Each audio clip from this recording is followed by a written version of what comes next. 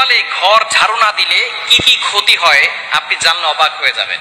আমাদের সমাজে অনেকে এই ধরনের কথা বলে থাকে, সকালে ঘর ঝাড়ু না দিলে কি কি ক্ষতি হতে পারে, কি কি ক্ষতি হওয়ার সম্ভাবনা রয়েছে। আমরা অনেকেই কিন্তু সকালে ঘর ঝাড়ু দেই। আপনি সকালে ঘুম থেকে ওঠার পরেই ফজরের নামাজ পড়বেন, নামাজ পড়ার পরে আপনি ঘরটাকে পরিষ্কার পরিচ্ছন্ন রাখবেন, কেননা আত-তুহুরু শাতরুল ঈমান, পবিত্রতা হচ্ছে ঈমানের অঙ্গ। কিন্তু দুঃখজনক হলেও সত্য, আমরা অনেকেই অলসতামি করে ঘুম থেকে উঠি 10টা-11টার সময়। সকালবেলা কিন্তু ফজরের সময় ফেরেশতারা রিজিক নিয়ে প্রত্যেকটা ঘরে ঘরে হাজির হয়, কিন্তু যেই ঘরের লোকেরা ফজরের নামাজ পড়ে না সেই ঘরের কিন্তু আল্লাহ তাআলা ফেরেশতারা রিজিক নিয়ে অবতরণ হয় না। এই রিজিকগুলো তারা জঙ্গলে প্রাণীদের জন্য নির্ধারণ করে দেয়। এজন্য অবশ্যই ফজরের নামাজ পড়বেন। এই ফজরটা হচ্ছে বরকতময় সময়। নবীজি সাল্লাল্লাহু আলাইহি ওয়াসাল্লাম এই ফজরের জন্য বরকতের দোয়া করেছেন, বুখারী শরীফের হাদিস। আল্লাহুম্মা বারিক লি উম্মতি ফি বুকুরিহা, আয় আল্লাহ আমার উম্মতের সকালটা তুমি বরকতময় করে দাও। কিন্তু দুঃখজনক হলো সত্য, আমরা ফজরের সময় উঠতে চাই না, ঘুম থেকে উঠি 10টার সময়। একটু তাড়াতাড়ি উঠবেন এবং সকালবেলা ঘরটাকে পরিষ্কার করবেন, কারণ আপনার ঘরের ভিতরে রহমতের ফেরেশতা প্রবেশ করবে। রহমতের ফেরেশতা যদি কারো ঘরে না আসে তাহলে কিন্তু সে কঠিন বিপদে পড়ে যাবে। এজন্য অবশ্যই ফেরেশতারা আসবে, এজন্য অবশ্যই আপনার ঘরটাকে পরিষ্কার পরিচ্ছন্ন রাখবেন। আর পরিষ্কার পরিচ্ছন্ন থাকা ঈমানের অঙ্গ। অনেক সময় যেই ঘরে বাচ্চারা থাকে ওই ঘরে দেখা যাচ্ছে যে পেশাব পায়খানার যেই ময়লা কাপড়গুলো আছে, আবর্জনা আছে, সেগুলো দলামোচ করে আমরা সেখানেই রেখে দেই।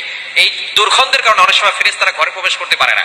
এজন্য সকালবেলা আপনি দ্রুত এগুলো পরিষ্কার করে রাখার চেষ্টা করবেন, তাহলে ইনশাআল্লাহ ফেরেশতারা আসবে। আর ফেরেশতারা আসলেই আপনার ঘরের ভিতরে অভাব অনটন দূর হবে, ঘরের ভিতরে রহমত আসবে। কিন্তু যদি আপনি অপরিষ্কার অবস্থায় রেখে দেন, ঘরটাকে পরিষ্কার না করেন, তাহলে কিন্তু আপনার ঘরের ভিতরে অভাব কোনোদিন যাবে না। এই অভাব লেগেই থাকবে, কারণ রহমতের ফেরেশতারা আসতে পারতেছে না আপনার ঘরের ভিতরে দুর্গন্ধের কারণে। এজন্য ঘরের ভিতরে সবসময় দুর্গন্ধ অবস্থা রাখার চেষ্টা করবেন না, সবসময় পরিষ্কার ক্লিন রাখার চেষ্টা করবেন। এবং ঘরের ভিতরে ছবি টানিয়ে রাখবেন না। অনেকে আছে ঘরের ভিতরে ছবি টানিয়ে রাখায়। নবীজি সাল্লাল্লাহু আলাইহি ওয়াসাল্লাম জানিয়ে দিয়েছেন, লা তাদখুলুল মালায়েকা, ওই ঘরে ফেরেশতারা প্রবেশ করে না যেই ঘরের ভিতরে কোনো কুকুর বা প্রাণীর ছবি লাগানো থাকে। অনেকে বাবার ছবি লাগিয়ে রাখেন, মায়ের ছবি লাগিয়ে রাখেন, স্বামী স্ত্রী দুইজনের ছবি লাগিয়ে রাখেন, এরপরে সন্তানের ছবি লাগিয়ে রাখেন। কোনো প্রাণীর ছবি আপনি লাগাবেন না, কোনো মানুষের ছবিও না, কোনো প্রাণীর ছবিও না। আপনি যদি এইভাবে লাগিয়ে রাখেন তাহলে ওই ঘরের ভিতরে রহমতের ফেরেশতারা প্রবেশ করবে না। আর যেই ঘরে রহমতের ফেরেশতারা প্রবেশ করে না ওই ঘরের ভিতরে বরকত থাকে না, ওই ঘরের ভিতরে অভাব লেগেই থাকে।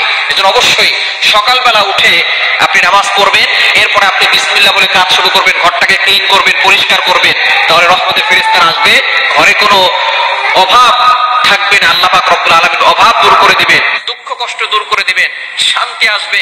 বিপদ আপদ থেকে, বালা মুসিবত থেকে আল্লাহ পাক রব্বুল আলামিন ওই ঘরটাকে হেফাজত করবে।